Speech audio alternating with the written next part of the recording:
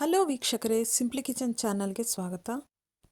ಇವತ್ತು ನಾನು no sugar dates chocolate cake ಹೇಗೆ ಮಾಡೋದು ಅಂತ ತೋರಿಸ್ತೀನಿ. ತುಂಬ ಸಾಫ್ಟಾಗಿರುತ್ತೆ. ಇದಕ್ಕೆ ಸ್ವೀಟ್ ಹಾಕೇ ಇಲ್ಲ ಅನಿಸೋದೇ ಇಲ್ಲ, ಅಷ್ಟು ಟೇಸ್ಟಿಯಾಗಿ ಚೆನ್ನಾಗಿರುತ್ತೆ, ಸಾಫ್ಟಾಗಿ. ಇದಕ್ಕೆ ನಾನು ಅರ್ಧ ಕಪ್ಪಷ್ಟು ಗೋಧಿ ಹಿಟ್ಟು ತೊಗೊಂಡಿದ್ದೀನಿ. ಮೈದಾ ಹಿಟ್ಟಲ್ಲಿ ಮಾಡ್ತಿಲ್ಲ, ಗೋಧಿ ಹಿಟ್ಟಲ್ಲಿ ಮಾಡ್ತಿದ್ದೀನಿ. 1/4 ಕಪ್ಪಷ್ಟು ಕೋಕೋ ಪೌಡರು, 1/4 ಕಪ್ಪಷ್ಟು ಎಣ್ಣೆ, 25ರಿಂದ 30 ಡ್ರೈ ಡೇಟ್ಸ್ ತೊಗೊಂಡಿದ್ದೀನಿ. ಇದನ್ನು ಫಸ್ಟು ಡೇಟ್ಸ್ನ ಪೇಸ್ಟ್ ಮಾಡ್ಕೊಬೇಕು. ನಾನು ಬೀಜ ತೆಗೆದು ಮೊದಲೇ ಇಟ್ಕೊಂಡಿದ್ದೆ. ಇದಕ್ಕೆ ಅರ್ಧ ಕಪ್ ಹಾಲು ಸೇರಿಸಿ ಬಿಸಿ ಮಾಡಿ ಆರಿಸಿರೋ ಹಾಲು ಹಾಕಬೇಕು. ಬಿಸಿ ಇರಬೇಕಾದ್ರೆ ಹಾಕಬಾರ್ದು ಹಾಲು. ಇದನ್ನು ಪೇಸ್ಟ್ ಮಾಡ್ಕೊಬೇಕು.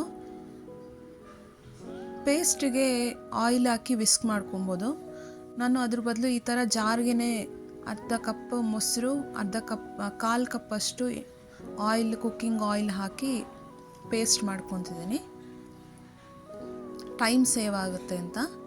ಇವಾಗ ಪೇಸ್ಟನ್ನ ಒಂದು ಮಿಕ್ಸಿಂಗ್ ಬೌಲ್ಗೆ ಹಾಕ್ಕೊಬೇಕು.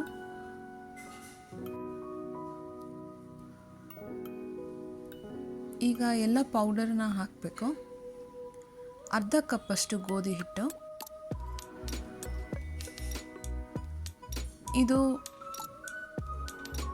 ಅರ್ಧದಿಂದ 3/4 kg ಅಷ್ಟಾಗುತ್ತೆ ಕೇಕು. ನೀವು ಜಾಸ್ತಿ ಬೇಕು ಅಂದರೆ ಕ್ವಾಂಟಿಟಿ ಜಾಸ್ತಿ ಮಾಡ್ಕೊಬೋದು. 1/2 spoon baking powder, 1/4 spoon baking soda, cocoa powder ಎಲ್ಲ ಹಾಕ್ಕೊಂಡು ಇದನ್ನು ಮಿಕ್ಸ್ ಮಾಡ್ಕೊಬೇಕು.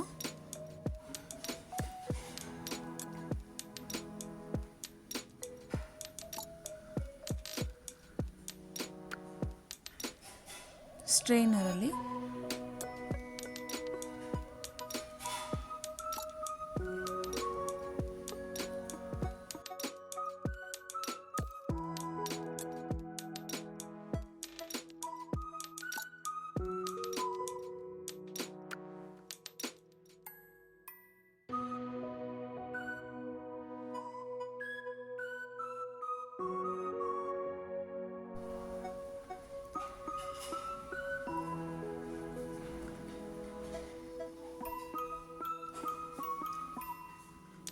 ಇದನ್ನು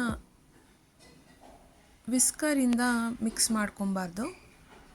ಒಂದು ಸ್ಪ್ಯಾಚುಲ ತೊಗೊಂಡು ಈ ಥರ ರೌಂಡ್ ಕಟ್ ಥರ ಮಾಡ್ಕೊಬೇಕು.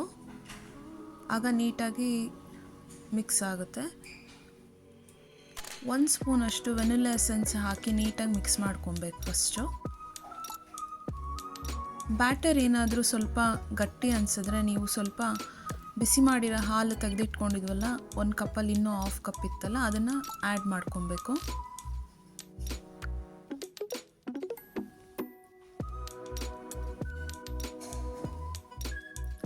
ಒಂದು ಲಮ್ಸ್ ಇಲ್ಲದೆ ಇರೋ ಥರ ನೀಟ್ ಅದು ಫ್ಲೋ ಆಗೋ ಥರ ಮಾಡ್ಕೊಬೇಕು ಬ್ಯಾಟರು. ತುಂಬ ನೀರು ಥರನೂ ಆಗಬಾರ್ದು.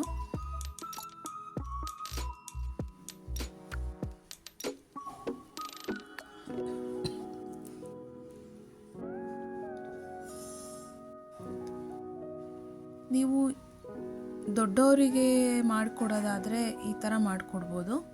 ಕಿಡ್ಸ್ಗಾದರೆ ನೀವು ಸ್ವಲ್ಪ ಇದಕ್ಕೆ ಜಾಗರಿ ಆ್ಯಡ್ ಮಾಡಿ ಕೊಟ್ಟರೆ ತುಂಬ ಇನ್ನೂ ಚೆನ್ನಾಗಿರುತ್ತೆ. ಒಂದು 3 to 4 ಸ್ಪೂನಷ್ಟು ಜಾಗರಿ ಹಾಕಿದ್ರೆ ತುಂಬ ಸ್ವೀಟ್ ಆಗುತ್ತೆ. ಇದಕ್ಕೆ ನಾವು ಡೇಟ್ಸೇ ತುಂಬ ಆ್ಯಡ್ ಮಾಡಿರೋದ್ರಿಂದ ಸ್ವೀಟ್ನೆಸ್ ಇರುತ್ತೆ ಆಲ್ರೆಡಿ. ಸ್ವೀಟ್ ಬೇಕು ಅನ್ನೋರು 2 to 4 ಸ್ಪೂನಷ್ಟು ಜಾಗರಿ ಪೌಡ್ರನ್ನ ಆ್ಯಡ್ ಮಾಡ್ಕೊಬೋದು. ಪರ್ಫೆಕ್ಟಾಗಿ ತುಂಬ ಟೇಸ್ಟಿಯಾಗಿ ಇರುತ್ತೆ. ನಾನು ಅರ್ಧ ಕಪ್ಪಷ್ಟು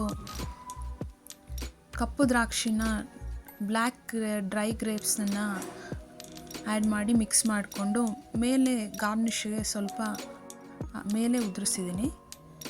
ಮೊದಲೇ ನಾವು ಸ್ಟೀಮರ್ ಬಿಸಿ ಮಾಡ್ಕೊಳ್ಳೋಕೆ ಇಟ್ಕೊಂಡಿದ್ವಲ್ಲ, ಅದನ್ನು ಇವಾಗ ಮೀಡಿಯಮ್ ಫ್ಲೇಮಲ್ಲಿಟ್ಟು ನೀರು ಚೆನ್ನಾಗಿ ಸ್ಟೀಮ್ ಬರ್ತಾ ಇರಬೇಕು, ಆದಮೇಲೆ ಇಡಬೇಕು. ಈ ಥರ ಲಿಡ್ನ ಕ್ಲೋಸ್ ಮಾಡಬೇಕು.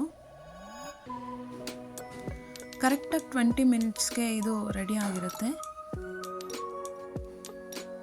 ಫೋರ್ಕಿಲ್ಲ ಈ ಥರ ಚಾಕುಯಿಂದ ನೋಡಿದ್ರೆ ನೋಡಿ ಸ್ಟಿಕ್ ಆಗಿಲ್ಲ, ಇದು ಇವಾಗ ರೆಡಿ ಆಗಿದೆ ಅಂತ.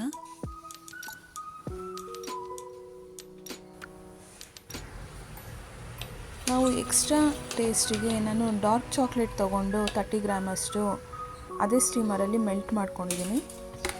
ಇದು ನಾನ್ ಸ್ಟಿಕ್ ಬಾಕ್ಸ್ ಆಗಿರೋದ್ರಿಂದ ನಾನು ಕ್ವಿಕ್ಕಾಗಿ ಮಾಡ್ಕೊಬೇಕು ಅಂತ ನಾನ್ ಸ್ಟಿಕ್ ಬಾಕ್ಸಲ್ಲಿ ಯಾವುದು ಮಿಕ್ಸರ್ ಬೌಲ್ ತೊಗೊಂಡಿದ್ದೆ ಅದರಲ್ಲೇ ಸ್ಟೀಮ್ ಮಾಡ್ಕೊಂಡಿದ್ದೆ. ಈ ಥರ ತೊಗೊಳೋದ್ರಿಂದ ಕೇಕ್ ಬರ್ನ್ ಆಗಲ್ಲ ಮತ್ತು ಸ್ಟಿಕ್ಕು ಆಗಲ್ಲ, ಕ್ಲೀನಾಗಿ ಬಂದ್ಬಿಡುತ್ತೆ ಬಟರ್ ಪೇಪರ್ ಯೂಸ್ ಮಾಡದೇ ಇದ್ರೂ. ಈಗ ಎಕ್ಸ್ಟ್ರಾ ಗಾರ್ನಿಷಿಗೆ ಮೇಲ್ಗಡೆ ನಾನು ಡಾರ್ಕ್ ಚಾಕ್ಲೇಟ್ನ ಮೆಲ್ಟ್ ಮಾಡ್ಕೊಂಡಿದ್ದನ್ನು ಹಾಕಿ ಸ್ಪ್ರೆಡ್ ಮಾಡ್ಕೊಂಡಿದ್ದೀನಿ. ಈ ಥರ ಚಾಕ್ಲೇಟ್ ನೀವು 2 ಲೇಯರ್ ಬೇಕಿದ್ರೂ ಮಾಡ್ಕೊಬೋದು, ಕಟ್ ಮಾಡಿ 2 ಲೇಯರ್ ಬೇಕಾದ್ರೂ ಹಾಕ್ಕೊಬೋದು, ಮಧ್ಯಾಹ್ನ ಮತ್ತು ಮೇಲ್ಗಡೆ. ಟೇಸ್ಟಿನೂ ಆವಾಗ ಚೆನ್ನಾಗಿರುತ್ತೆ. ಈ ಥರ ನೀಟಾಗಿ ಸ್ಪ್ರೆಡ್ ಮಾಡಿಕೊಂಡು ನಾನು ಚಾಪ್ ಮಾಡಿಟ್ಕೊಂಡಿದ್ದ ಸ್ವಲ್ಪ ಕ್ಯಾಶ್ಯೂ ನಟ್ಸನ್ನು ಮತ್ತು ಚಾಕೋ ಚಿಪ್ಸ್ನ ಮೇಲೆ ಹಾಕ್ತೀನಿ.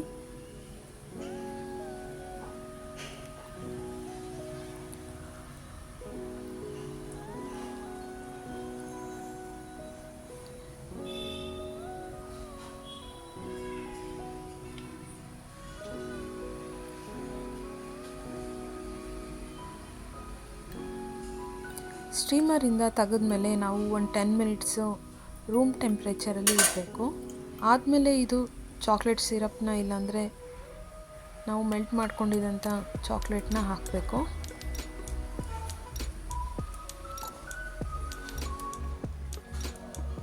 ಒಂದು 1/2 ಅವರ್ ಹಾಗೆ ಇಟ್ಟು ಈಗ ನೀವು ಟೇಸ್ಟ್ ಮಾಡಿ ನಾನು ತೋರಿಸಿರೋ ನಿಮ್ಗೆ ಇಷ್ಟ ಆದರೆ ಲೈಕ್ ಮಾಡಿ, ಸಬ್ಸ್ಕ್ರೈಬ್ ಮಾಡಿ.